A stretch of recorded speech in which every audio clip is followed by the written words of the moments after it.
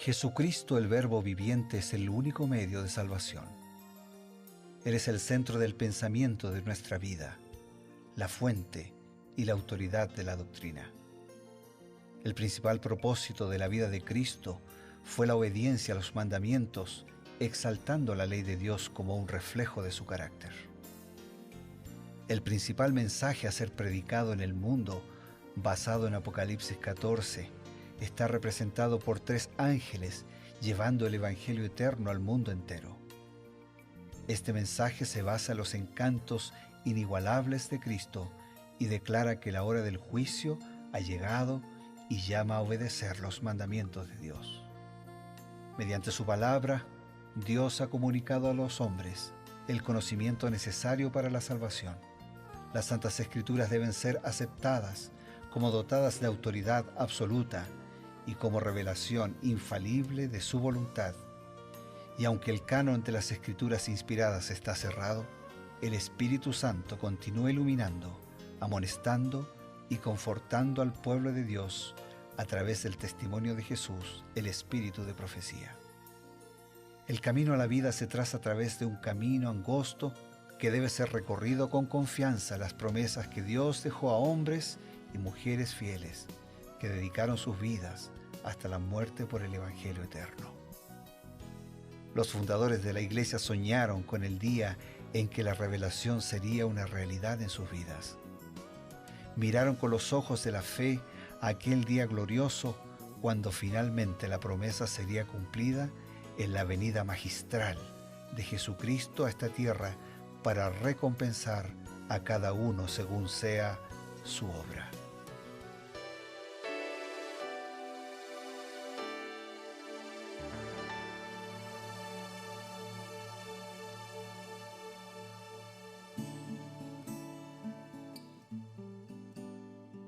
Es con alegría y siempre con un gusto muy grande que nos encontramos aquí en su programa Creed en sus profetas. Para quienes nos acompañan, posiblemente por primera vez, les presentamos una breve explicación del propósito de este programa, que es un propósito de edificación, es un propósito de entrega de esperanza, un mensaje de amor que viene contenido en la palabra de Dios y que viene complementado con los escritos inspirados que Dios le entregó a Elena White y que a través de los libros y las publicaciones que se han venido ya presentando a toda la sociedad en diferentes países, es que nosotros consideramos que estos escritos que Dios le dio a Elena White constituyen el espíritu de la profecía. Y es justo lo que la Biblia dice, que la iglesia del tiempo del fin tendría este don. Es un don maravilloso que acompañaría con consejo, con motivación, con inspiración específica para la caminata del pueblo de Dios en el tiempo del fin. Y para esto nos encontramos junto al pastor Bruno Razo. Gracias, Pastor Eber, gracias a Dios porque Él nos convoca, nos congrega en este espacio, en este tiempo, en su palabra, en su mensaje, en su orientación para nuestra vida. Y gracias a Dios también porque no estamos solos, porque hay una multitud de amigos y de hermanos que tenemos la misma necesidad y que con las mismas ansias buscamos la dirección y la bendición de Dios para nuestra vida. Hoy con el capítulo 7 del libro de los Proverbios. El capítulo 7 del libro de los Proverbios es una advertencia, porque el autor de los Proverbios vuelve a hablarle a su hijo en una de las áreas más sensibles de este mundo para un ser humano.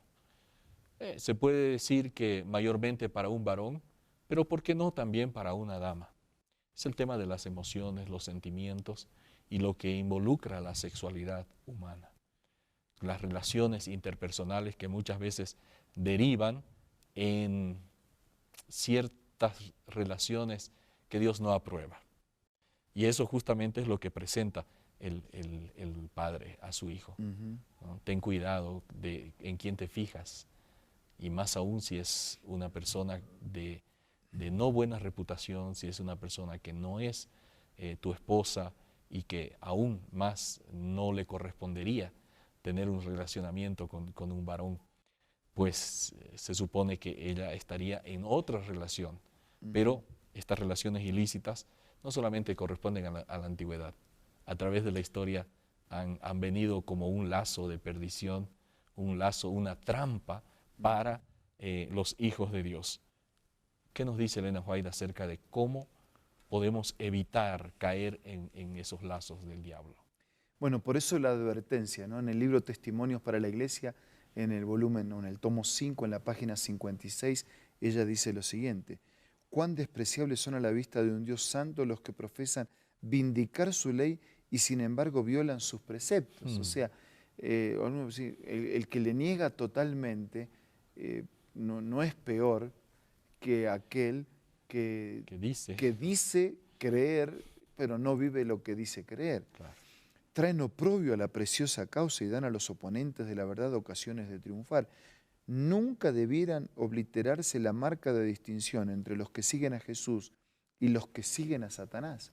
Hay una línea clara trazada por Dios mismo entre el mundo y la iglesia, entre los que observan los mandamientos y los que los violan. No se fusionan, son tan diferentes como el mediodía de la medianoche, diferentes en sus gustos, en sus propósitos, en su carácter.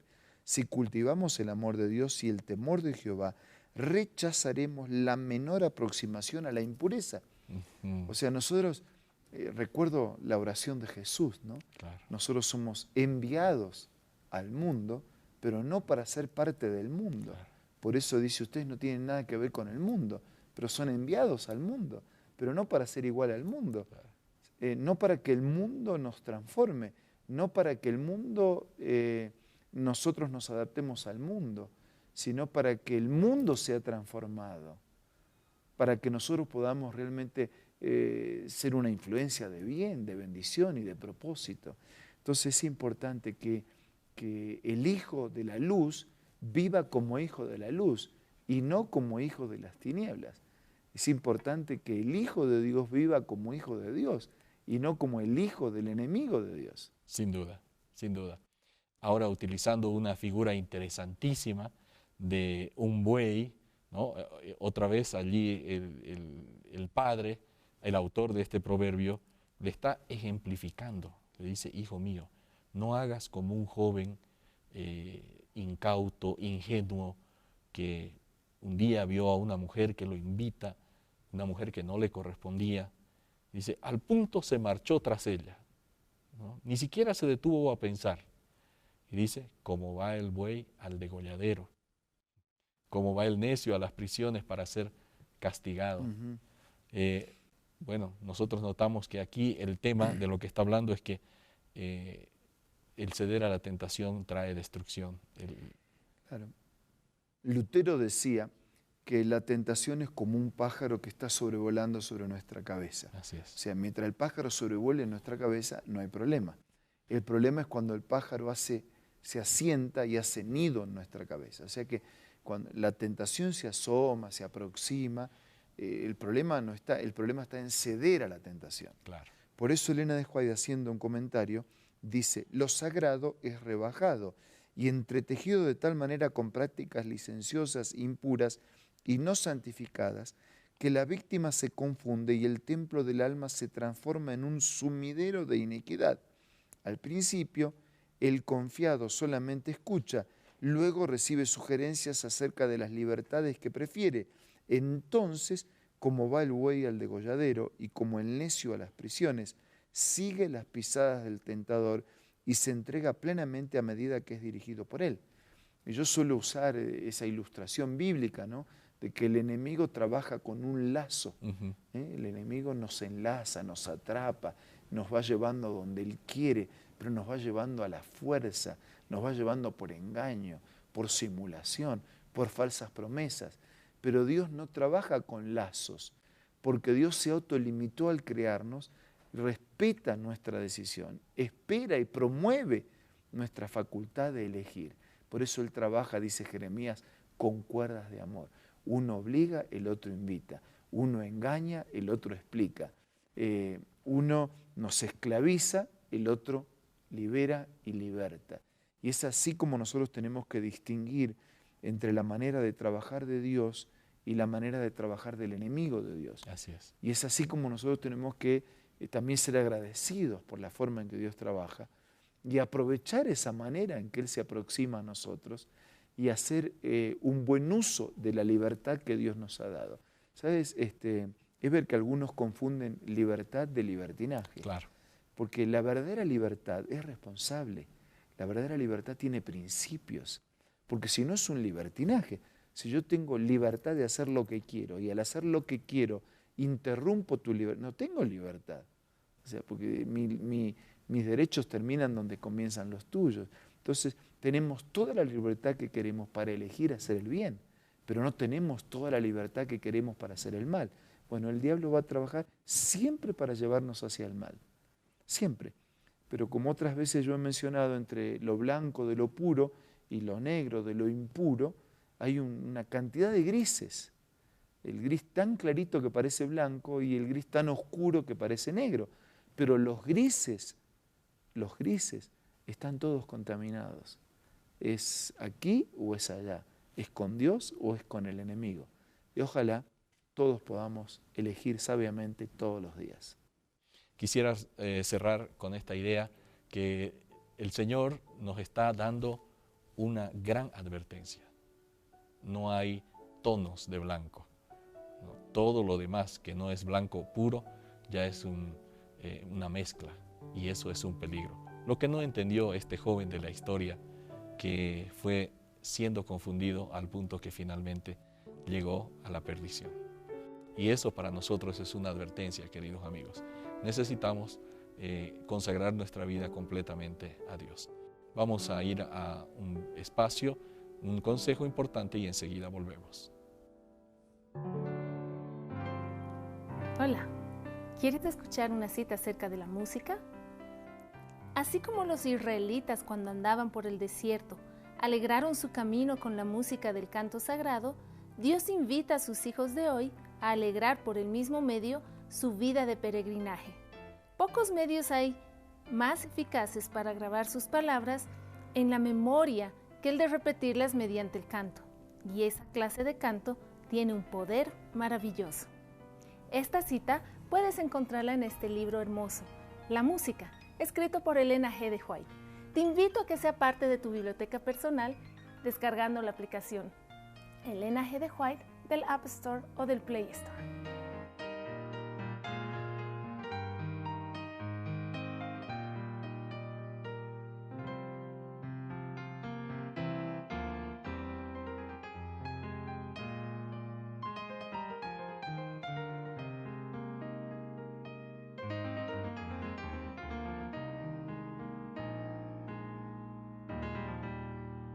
Tenemos el momento preciso y queremos ofrecerles un consejo más. Solo para recordar la declaración de Jesús cuando dijera que el que no está con Él está contra Él, que el que con Él no junta, entonces desparrama. Nosotros tenemos todos los días en este gran conflicto, en esta lucha cósmica entre el bien y el mal, todos los días tomamos partido. Entonces vamos a elegir todos los días ponernos de parte del Señor, contar con su fuerza, contar con sus promesas, contar con su disposición y ser por Jesús y por su sangre más que vencedores. Ahora vamos a hablar con Dios en la oración. Gracias, Señor, porque aunque somos tentados por la existencia del mal, por la estrategia del enemigo, por el engaño con que trabaja, podemos ser vencedores si nos refugiamos en la sangre, en el poder, en las promesas y en la persona de Jesucristo. Ahora elegimos y ayúdanos a elegir todos los días y todos los momentos estar de tu lado, para que podamos ser vencedores. Si alguien está luchando, si alguien está caído, si alguien está desorientado, si alguien está indiferente, que en este momento un milagro nuevo ocurra en la vida de todos. Lo pedimos, lo agradecemos, en el nombre de Jesús. Amén. Amén. Esto ha sido Creed en sus profetas. Nos encontramos el día de mañana por medio de Nuevo Tiempo, señal de esperanza.